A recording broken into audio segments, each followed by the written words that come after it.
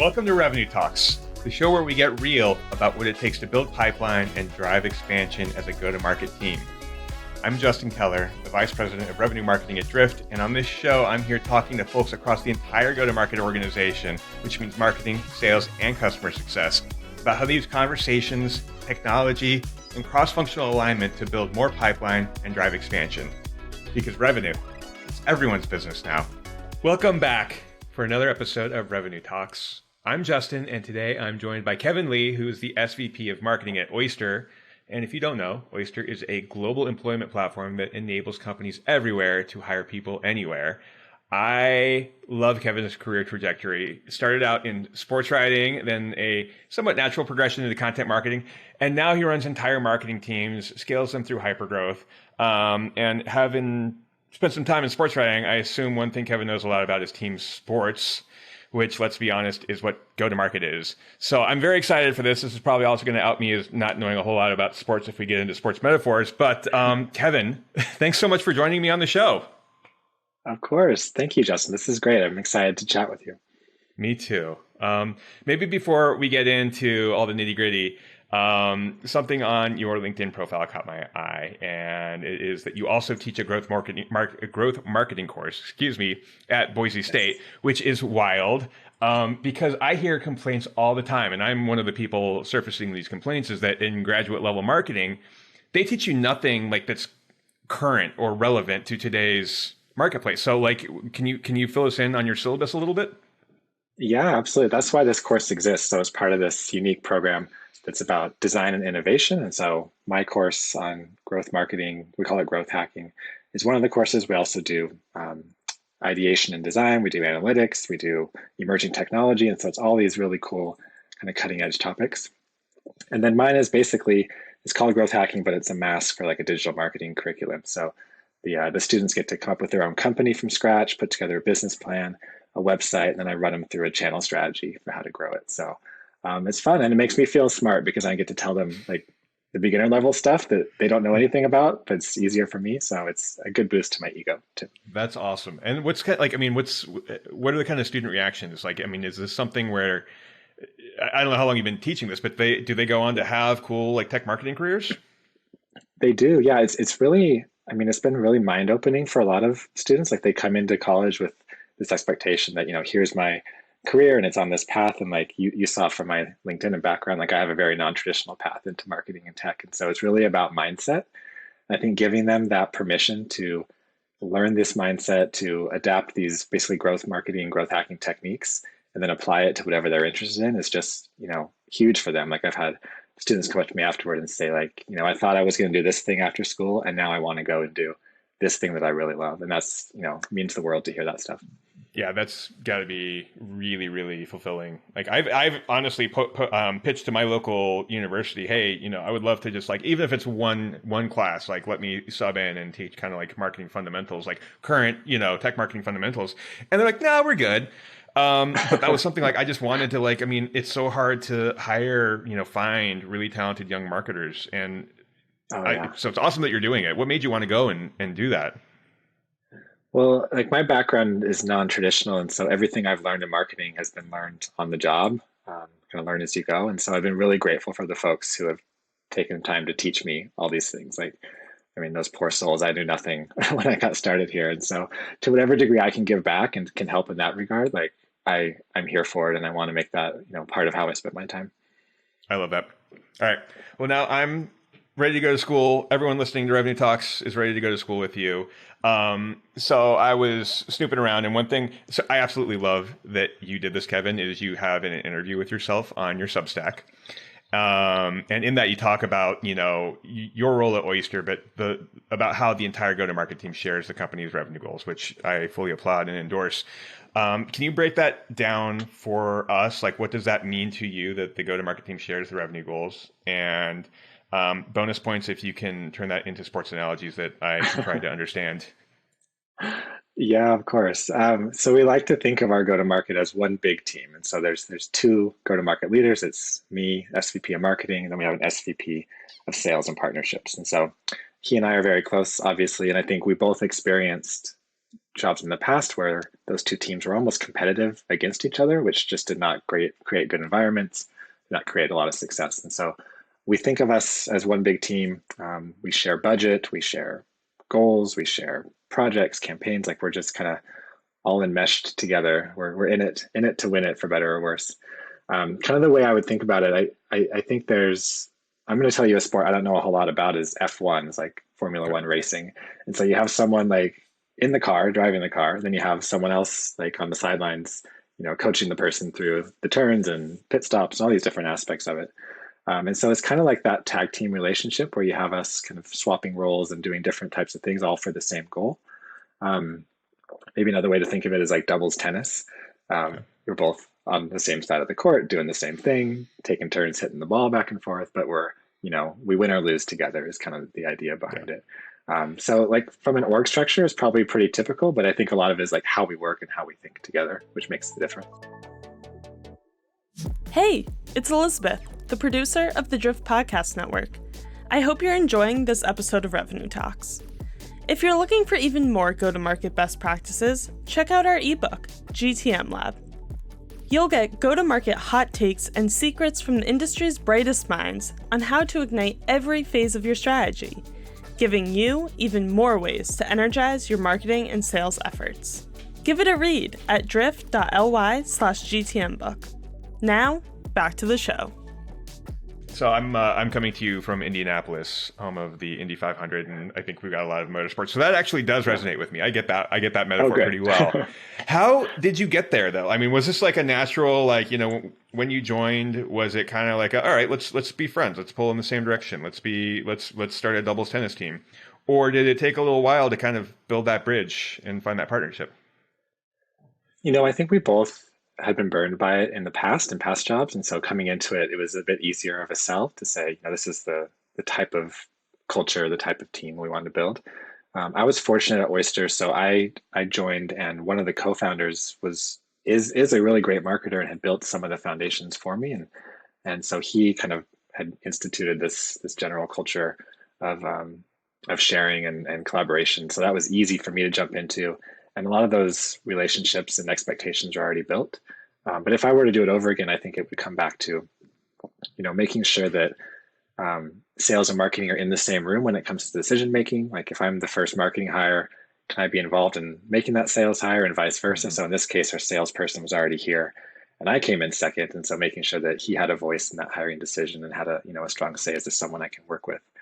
I think those are really important. And then the people themselves. So I'm low ego, even though I did an interview with myself on my own Substack. I think like being low ego helps, and having a partner who is similar low ego, it goes a long ways.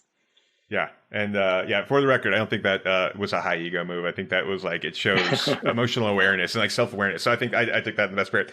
Okay, thank you. So let's continue. I'm going to try and jam as many sports analogies in here as clumsily as I can. When it goes time to look at the scoreboard, right? So if we talk about go-to-market revenues, a scoreboard, are you and your head of sales looking at one number, like that's our score, or do you guys have different numbers and some composite of those numbers equals the grand total score? Yeah, we look at so many numbers. Like if I could use a football analogy, so there's the score, like how many points do we have on the scoreboard, but there's our offensive stats and our defensive stats. There's our new business and our expansion business. There's under offense, there's rushing yards, there's passing yards. So there's pipeline, there's closed won. Like there's a bunch of different metrics. We kind of think of it as a cascade. Like you have your North Star of ARR, and then you build down from that. New and expansion, pipeline for new, closed won. Pipeline breaks down into inbound, outbound, and partnerships. And so it's just kind of this Russian nesting doll of metrics. And so oftentimes we're reporting on, obviously the big one, but also, 2 or 3 of the leading indicators that are going to build up toward more of the lagging indicator of ARR. But we're watching, a whole dashboard full of different metrics. And because like you guys share the North Star, as you said, when those other numbers start to like come out of alignment, right? Like it's not like there's a blame game. You're not pointing fingers. It's like, okay, I think this part of the funnel's jammed up. Like what can we do together to solve this? Because at the end of the day, you want to get to the same place. Totally. Yeah. And I think it's like, so for instance, for us, we talk a lot about channel mix. When we say channel mix, we mean inbound, outbound, and partnerships. And so let's say in Q4, we've modeled a certain percentage of pipeline contribution from outbound, but it's just not there for whatever reason. And so then the conversation happens, like, can we fix this? Yes or no, but also, can we rely a bit more on inbound this quarter to make up for the gap there? And then how does that project into the future? And so it's a lot about this push and pull and almost like dial up and dial down. And I've always thought, one day, like I own inbound as an example. So one day inbound's not going to be performing, and I'm going to hope that like my sales partnership can like lift me up when I'm below. And I think similar, like if outbound or partnerships is not there, like I want to be there to help on the inbound side. And so being able to flex between those goals is really helpful too. I think that's right on. And I think that's like, as we talk about it, it's like, yeah, obviously this is the way it should work. We're pulling in the same direction. We are all trying to create revenue for the company that creates more wealth for the shareholders. It creates more jobs for people, all that. And it's just it's bizarre how common the opposite is true, where you see marketing and sales as having adversarial relationships. And I don't know if you have any words of wisdom for us on this, other than, hey, you guys need to be besties, right? Like sales and marketing leaders, you guys need to be tied at the hip and, drinking buddies or whatever. Yeah. What would you say to them? Like if there is someone listening to this that does have a tough relationship with their sales or marketing counterpart, like how can they help ameliorate that and get that like one team spirit going? Yeah, I probably experience it with other departments, to be honest with you. Like if things are good with sales, maybe they're off with finance, or they're off with product. Maybe they're great with product, but they're off with sales. Like I think similar interpersonal dynamics are probably solved in similar ways, regardless of the department that you're trying to work with. So for me, it often comes back to, what does this person care about? Like what is either motivating them, or what are they goaled on, or what is really important to them? Then how can I support them in that way? I think it's a little easier on the sales side because our goals are so intertwined. Like I have a pretty good idea of what's important to them and what they need. But even from that respect, like I've worked in relationships before where, yes, it was obvious that sales was expecting pipeline for marketing, but like, can we understand that a bit more? Like the relationship in my case was rocky. And so like my job was, well, let me understand, it's not just about me giving you this number and then saying, good luck, I hope you hold up your end of the bargain. It's like, well, what do you really need in this number for you to be successful, to feel excited, to feel empowered about going out and selling this thing? And so I think having those conversations, which can be a little uncomfortable if your relationship isn't great to begin with, but I think, being uncomfortable and leaning into that and having those conversations will get you to a really good spot. Yeah, I think you hit like when I encounter conversations like that too, I tend to go to the same place. Like I seek to understand the motivators that are behind these actions, right? And if you can understand that, then it's easier to have empathy and you can solve things together. But then the other thing you said was, having the conversations and having that communication, which I think is the other super important thing. Like being able to have open, even sometimes vulnerable conversations is critical. What does that look like at Oyster? Like how kind of a broad question, but what does sales and marketing communication look like? How do you guys make sure those lines are open? Yeah, so we're a 2-year-old startup at Oyster. And so like in terms of having an operating cadence that's robust and mature, like we're not there yet, to be honest with you. So a lot of it happens, we're kind of building the plane as we go. Building the train as we go, building the plane as we fly, whatever the building a plane on the train, and somehow you get there.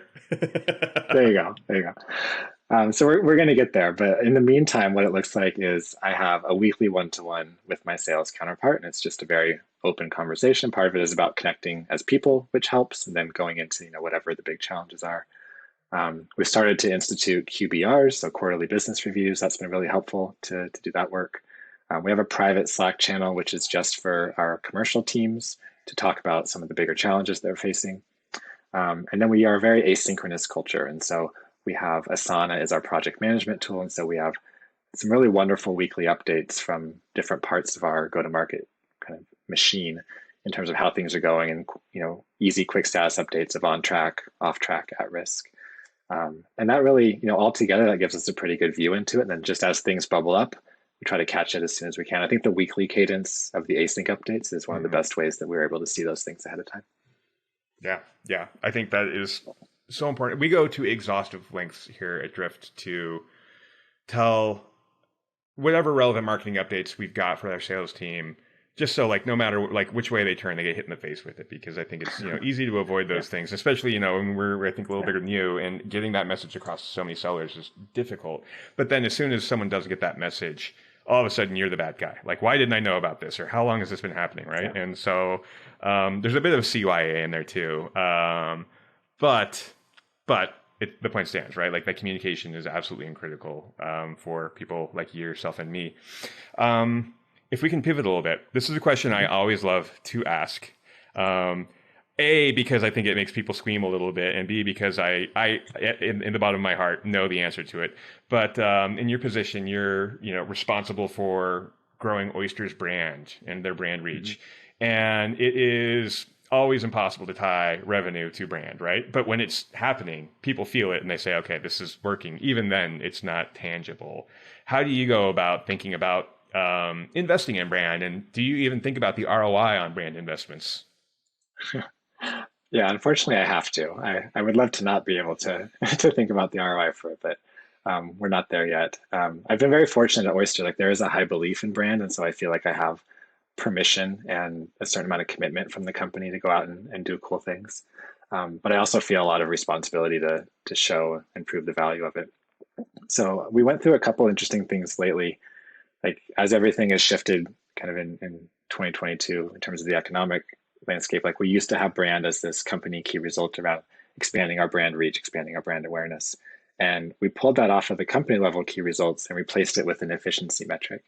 And I think that was a really interesting exercise because ultimately I think brand is an efficiency lever for a business. And so what I kind of told myself and told my team is like, we're going to see our investment in brand represented in this efficiency metric. Like sales efficiency is going to improve, CAC is going to improve, all these different things are going to improve. So that's one way that I've proved ROI is taking brand and applying it to whatever is most important to the business today. Very tactically, we've done things like pre and post tests on different brand initiatives that we've done. We've done holdout tests for maybe certain geographies where we did or did not do brand marketing or brand advertising. So there's those aspects too. And then there's softer metrics in terms of things like branded keyword search, aided and unaided recall, some of those qualitative and quantitative mix of how you measure brand in general. But I think tying it to efficiency has been really key for us in 2022. Ding, ding, ding, ding, ding. That is. Did I get the right answer? When I say it from the bottom of my heart, that's always where I go back to. It's like, because brand drives demand, right? The stronger your brand is, the easier it is for your sales team to start up new conversations. The more traffic you're getting on your website, the more people are like, oh, I know what this is. I understand what I'm signing up for. And it is true. If there are CFOs, sales leaders that are hard on your marketing leaders, pay attention to that, right? That's why brand is important because it makes everything else easier. If we go back, another sports analogy. If we go back to your F1 analogy, this is where I can't believe I am using a sports reference here, but I do because I'm in Indianapolis and I'm surrounded by a bunch of cars all the time. These F1 teams spend literally millions of dollars every year tuning these cars so they can get like 1/10 of a second better lap time. Yeah. Like that much money for that little return. And I'm not saying that brand needs to spend millions of dollars for, a 1% increase in conversion rates or whatever, but it's the same thing, right? Like being able to invest in something to make that lap speed just a little bit better is the point of what the brand investment is. Mm-hmm. Absolutely. Yeah. I think of it like, if I could use a sports analogy for hockey, it's almost like the inverse of a penalty box. Like when you have a penalty in hockey, you take someone off the ice and you're at a disadvantage. It's almost like if you could, play the brand card in hockey and get an extra person on the ice. Like I think it's become 6-on-5 at that point. And that's kind of what it feels like when brand is working for you. Is you got an extra person advantage in the game. That's amazing. That one's a bit of a stretch, but that's came to mind. It made sense to me, and as I think I'd consider myself at the left end of the curve of sports intelligence or sophistication or whatever. So thank you. Thank you. Absolutely. I can't believe how much we've talked about sports. This is a new thing for me, Kevan. I've got one question. This is the signature Revenue Talks question that I want to ask you, and that is, and this is the lightning round. You get 10 times the points if you can make this into a sports analogy somehow. And the question is this: what is the one thing that your team is focused on to accelerate revenue for the rest of the year? Oh boy.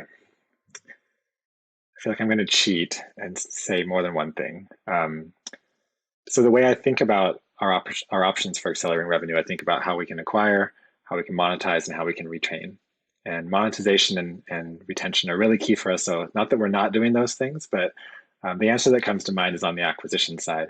What we're doing is expanding our go-to-market. And so the number one thing for accelerating revenue is taking our core ICP and trying to figure out what the next one is, taking our core use case and talking about the next use case. And so that's been really key for us. It's partially due to our stage being, a 2-year-old company. It's kind of time to make that jump, and then partially due to, factors outside of our control. Our core ICP is feeling the pinch in a lot of ways. And so what are some other use cases and ICPs for us?